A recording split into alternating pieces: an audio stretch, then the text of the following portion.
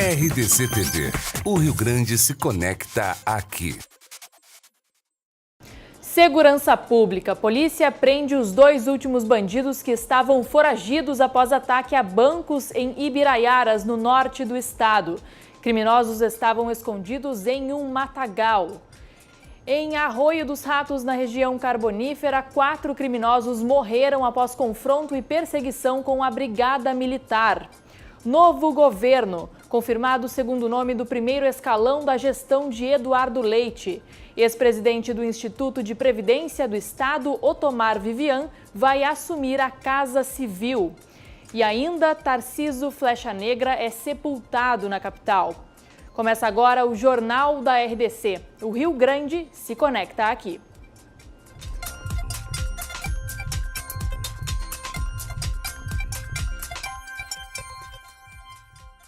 Boa noite.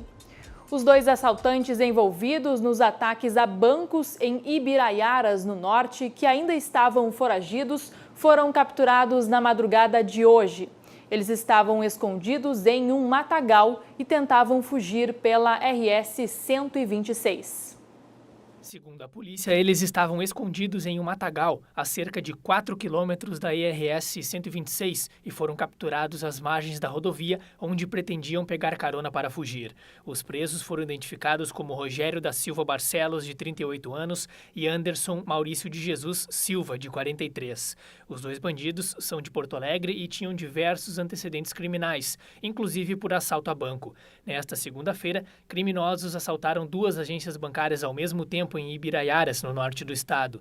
Houve intensa troca de tiros com a polícia. Reféns foram obrigados a formar um cordão humano. Um deles, identificado como Rodrigo Mocelin da Silva, de 37 anos, foi levado na fuga e acabou morrendo. Em Arroio dos Ratos, na região carbonífera, 4 criminosos morreram após confronto com a Brigada Militar. Houve perseguição com a polícia que começou ainda dentro da cidade de Arroio dos Ratos e terminou na BR-290. Segundo informações da Brigada Militar, uma equipe abordou 2 veículos suspeitos estacionados na frente de um banco da cidade, após denúncia de que haveria um assalto à agência bancária. Houve troca de tiros entre os criminosos e perseguição. Um dos carros, que ainda não foi identificado, conseguiu fugir. O segundo veículo foi atingido pelos tiros. Os 4 baleados, que tinham entre 15 e 19 anos, chegaram a ser levados para o hospital, mas não resistiram. 2 dos jovens mortos foram identificados como Cauê Vieira, de 19 anos, e João Pedro Soares Souza, de 18 anos. Os nomes dos outros 2 adolescentes mortos não foram divulgados porque eles eram menores de idade. Um adolescente de 17 anos foi baleado e encaminhado para atendimento hospitalar, onde está sob custódia da polícia. Os corpos dos 4 suspeitos mortos foram encaminhados a Porto Alegre. O adolescente apreendido segue na delegacia de polícia de Charqueadas. Nenhum policial se feriu na operação.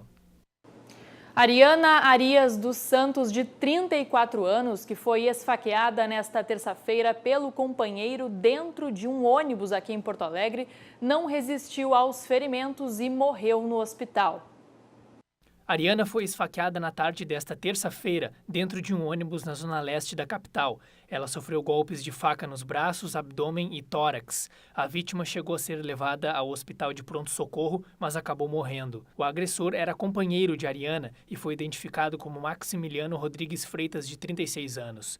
Ele possui antecedentes criminais, inclusive por ameaça contra a ex-esposa, além de posse de entorpecente, fuga e roubo a pedestre com lesões. Ele tentou fugir do local do crime, mas foi preso por populares até a chegada da Brigada Militar. O ônibus fazia a linha Centro-Alvorada, cidade onde o casal vivia na região metropolitana de Porto Alegre. E a Polícia Civil investiga a morte de um bebê na cidade de Encruzilhada do Sul. Enzo Gabriel Quintana Dillenburg, de 2 anos, morreu na manhã desta quarta-feira. Segundo a investigação, a mãe do menino o encontrou no berço desacordado. A criança foi encaminhada ao Hospital Santa Bárbara, mas não resistiu. Ele apresentava sinais de espancamento. Laudo preliminar da necrópsia apontou que a causa da morte teria sido politraumatismo. Ainda segundo a polícia, o padrasto da criança é suspeito do crime. Ele está foragido. O corpo da criança será sepultado nesta quinta-feira em Venâncio Aires. E na manhã de hoje, a Federação reuniu empresários para o último Tá na Mesa do ano.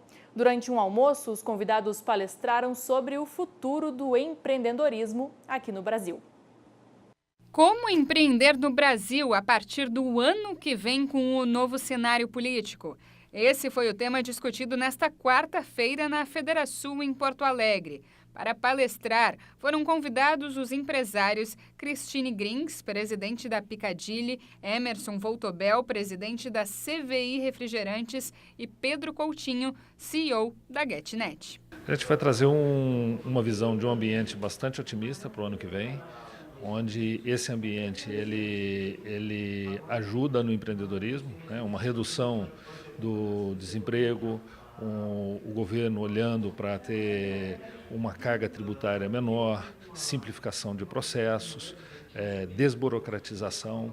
Todo esse ambiente que nós estamos visualizando para frente, ele ajuda o empreendedorismo. Para o empresariado gaúcho, o cenário para 2019 é positivo. A gente tem muita esperança do que vai acontecer daqui por diante, mas muitas incertezas também. E acho que o grande ponto é a gente não se paralisar diante dessas incertezas e sim acreditar no seu negócio, olhar para o mercado, olhar o que o consumidor está desejando e ter a coragem de agir. Eu entendo como a solução para o nosso estado, tanto o estado país Brasil quanto o estado Rio Grande do Sul, para solucionar os seus problemas, passa pelo caminho do crescimento. E o caminho do crescimento só se obtém através do empreendedorismo. Todos falaram ainda sobre suas trajetórias dentro das empresas em que atuam e as expectativas para o futuro. Cerca de 150 empresários e autoridades participaram deste almoço, que foi o último evento Tá na Mesa do ano. E ainda falando sobre economia brasileira e os rumos para 2019, a FEComércio apresentou na manhã de hoje as expectativas para o próximo ano. E são positivas. A aposta é de um crescimento de mercado.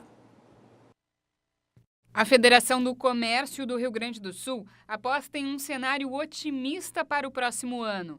Com o novo governo, tanto estadual quanto federal, a FEComércio acredita na promessa de contenção de gastos públicos e concessões, gerando assim mais aberturas comerciais para um novo ano positivo para o setor. Nós precisamos dar ao mundo e ao empresariado, além da confiança, condições reais de fazer melhores negócios.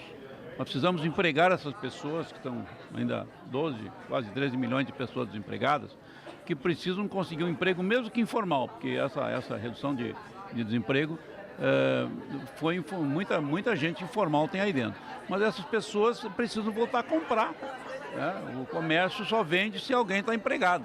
Emprego nós precisamos gerar. E a gente vai gerar se houver investimento, que é todas as nossas perguntas ao empresariado. Você tem confiança? Sim.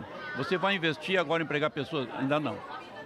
Precisa sim gerar emprego para que as pessoas possam de fato ter renda e com isso fazer a economia girar como nós chamamos, que é comprar. O PIB projetado para 2019 no estado é de 2,1%. E para que o Rio Grande do Sul cresça economicamente, é preciso melhorar a infraestrutura logística e acabar com os problemas fiscais. O setor defende ainda privatizações para gerar desenvolvimento. CE, Sulgás, CRM e EGR não está. O Estado acena que a EGR fará junto com as concessões e vai extinguir. O Banrisul é uma grande discussão, mas nós entendemos que sim, não haverá este regime de recuperação fiscal, que eu falei, tipo acordo com os credores, se não entrar o banco. Esta é a nossa... E é isso que nós entendemos, para que haja, porque se nós perdemos o regime de recuperação fiscal, sim, aí é o caos. Para o setor, 2019 será um ano de desafios, porém com boas expectativas. E aos poucos, o secretariado do governador do estado eleito, Eduardo Leite, vai sendo montado. Hoje foi anunciado o nome do futuro secretário-chefe da Casa Civil. Otomar Vivian foi apresentado em coletiva de imprensa realizada na sede estadual do PSDB em Porto Alegre. Este é o segundo nome anunciado por Leite. Otomar é ex-presidente do Instituto de Previdência do Estado. Ele assume a pasta da Casa Civil a partir da posse do novo governador. O Estado do Rio Grande do Sul enfrenta uma grave crise fiscal que impacta em tantos serviços públicos e que nos dão um grande desafio pela frente. Para isso, nós chamamos como secretário da Fazenda, um técnico respeitado, com uma história e com capacidade técnica para esse setor, que está nos dando a garantia, a segurança de um trabalho muito dedicado e focado para a recuperação das finanças. Por isso eu tenho a grande alegria de anunciar a vocês que o nosso caro Otomar Vivian aqui aceitou essa missão de ser o chefe da Casa Civil no novo governo. Isso nos dá a tranquilidade de alguém que conhece, que tem respeitabilidade, que conhece e é reconhecido também pelos partidos, pelos diversos partidos políticos, que tem história, trajetória e, ao mesmo tempo, força e disposição Otomar, para enfrentar essa grande missão. Estamos muito afinados e a sua missão desde já. Ele já se incorpora a essa equipe na transição ao lado do nosso vice-governador, delegado Ranolfo, no esforço junto à Assembleia Legislativa para garantirmos a aprovação daqueles projetos que lá hoje estão, especialmente do ICMS. É uma grande honra para mim receber o convite do governador Eduardo Leite, seu vice, delegado Ranolfo, nesta missão onde o governador ele é o proponente de uma agenda visando o desenvolvimento do Estado do Rio Grande do Sul, e nesta construção a parte política, os políticos participam ativamente. Eduardo Leite deve anunciar mais nomes da equipe até a próxima segunda-feira. Funcionários da área da saúde de Canoas entraram em greve nesta quarta-feira. A paralisação foi motivada por salários atrasados e falta de condições de trabalho. Após a audiência de conciliação realizada na Vara do Trabalho do município, a Prefeitura de Canoas se comprometeu em quitar os salários dos profissionais e a comprar insumos para os hospitais até sexta-feira. Apesar disso, a greve será mantida até amanhã, quando acontece uma assembleia com outros sindicatos para a deliberação dos próximos passos do movimento. Mercado de trabalho. Nesta quinta-feira acontece a última edição do ano do Dia D. 212 vagas de emprego para pessoas com deficiência vão ser ofertadas pelo Cine aqui da capital. Os destaques são para repositor com 25 vagas, técnico de enfermagem com 15 vagas e auxiliar de limpeza com 12 vagas. Os interessados devem comparecer à unidade do Cine, que fica na esquina das avenidas Sepúlveda com Mauá, no centro de Porto Alegre, das 8 da manhã à 1 da tarde. É necessário levar carteira de trabalho e comprovante de residência. Neste ano, 3.054 vagas de trabalho para pessoas com deficiência foram ofertadas pelo Cine. Neste momento, 22 horas e 16 minutos, 21 graus é a temperatura aqui em Porto Alegre. Vamos agora a um rápido intervalo, já voltamos.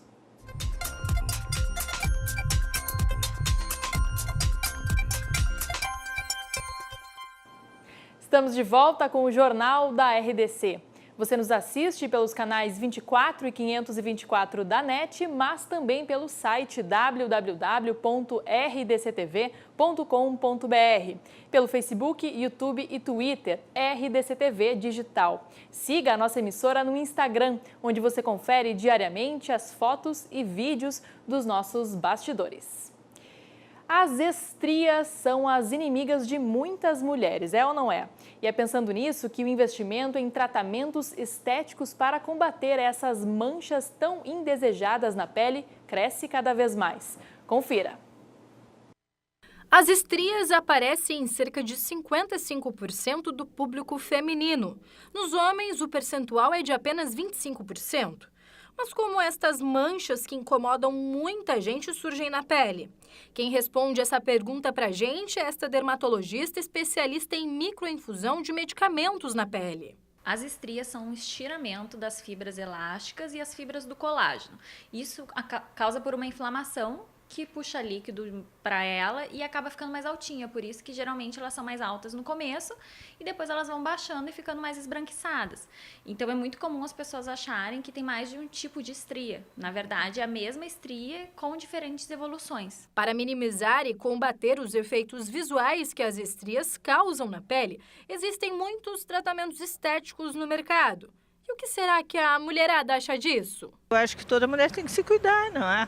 Passar um creme hidratante, procurar um recurso, acho que é por aí, né? Se acha que vai ficar melhor, nada contra, pode fazer. Uma técnica que chegou há pouco mais de 2 anos na capital utiliza a tatuagem para disfarçar as estrias, imitando o tom natural da cor da pele de cada cliente. Nós fazemos uma avaliação do tom da pele da pessoa, né? E a gente encontra na hora mesmo, com a ajuda de aplicativos que a gente tem para encontrar o tom da pessoa, o tom ideal para fazer a mistura, encontrar o tom da pele mais aproximado com a pele dela, né? A pigmentação da camuflagem ela é especificamente na estria. E a tatuagem ela é uma camada da derme um pouco mais profunda. Por esse motivo que é muito parecido, mas existem algumas diferenças. Nas imagens é possível ver o antes e depois de uma mulher que fez esse tratamento. A busca incessante pela beleza é uma luta diária de muitas mulheres. Mas e o que será que o público masculino pensa sobre isso? Eu acho que todo mundo tem que se aceitar, né? Tipo, se tu fazer um procedimento estético porque tu quer melhorar alguma coisa em ti, porque tu vai te sentir mais confortável, eu acho super recomendável. Agora tu fazer um procedimento estético porque tu acha que não tá certo, tu ficar de certo modo, porque tu não te aceita bem teu corpo, aí eu acho errado, né? Eu penso que hoje realmente é uma opção que a mulher ela tem essa opção hoje, antigamente não se tinha isso muito. Vou te ser sincero, homens não ligam muito para isso. E eu acho que a mulher se sentindo bem, ela tem liberdade de fazer o que realmente ela quer. Então fica a dica. Os tratamentos estéticos estão aí para contribuir na melhora da autoestima das mulheres. Contudo, é importante lembrar que a verdadeira beleza vem de dentro para fora. O programa Cruzando as Conversas desta quarta-feira vai debater a influência de Olavo de Carvalho no futuro governo do presidente eleito Jair Bolsonaro, do PSL.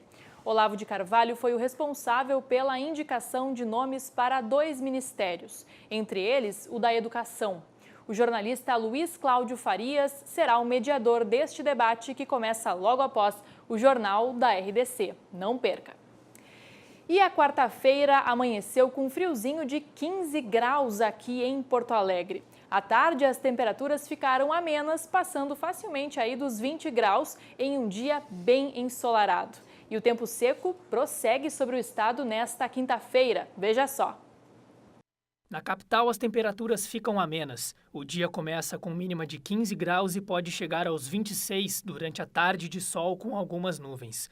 No Vale dos Sinos, a situação é semelhante. Céu claro, algumas nuvens e temperaturas variando entre 15 e 26 graus em Estância Velha. Em Farroupilha, na Serra Gaúcha, a tendência é que durante a tarde e a noite a chuva caia, mínima de 13 e máxima de 25 graus. Em Passo Fundo, no norte do estado, as temperaturas também são amenas e não chove. A mínima é de 14 graus e a máxima de 26. E em Uruguaiana, na fronteira com a Argentina, a temperatura é um pouco mais elevada. Sem chuva, os termômetros variam entre 16 e 28 graus nesta quinta-feira.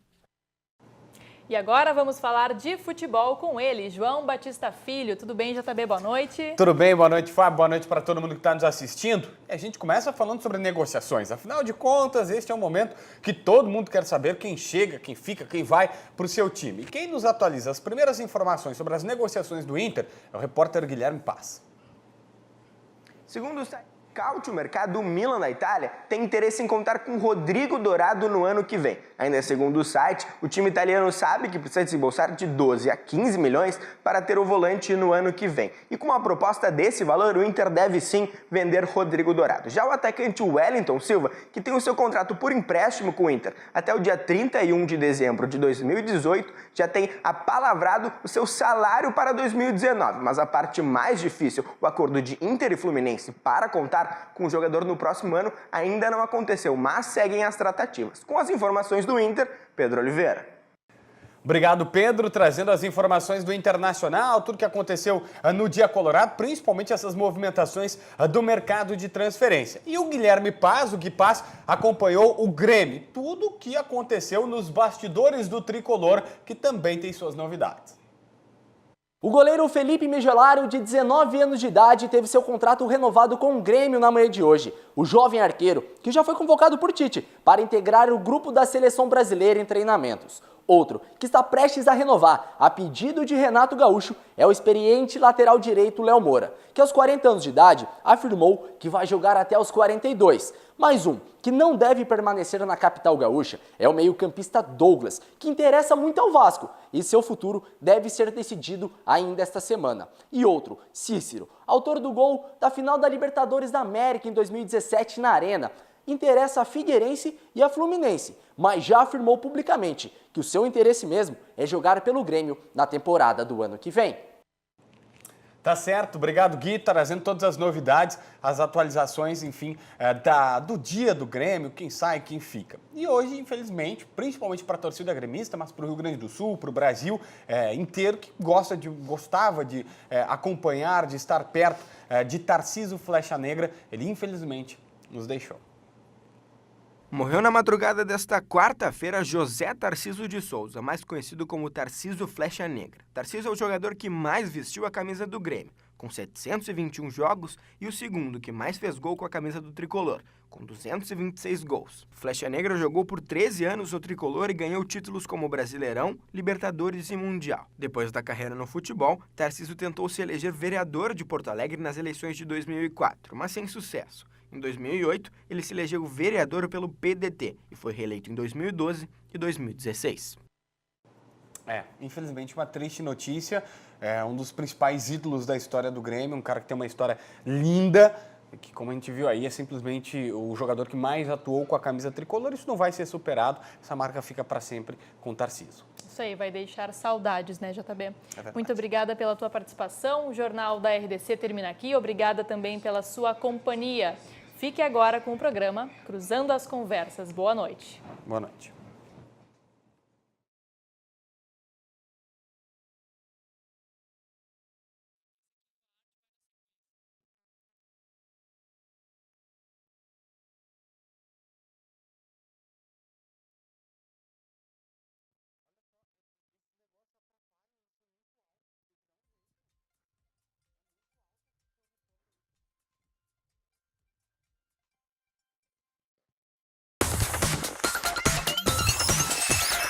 RDC TV.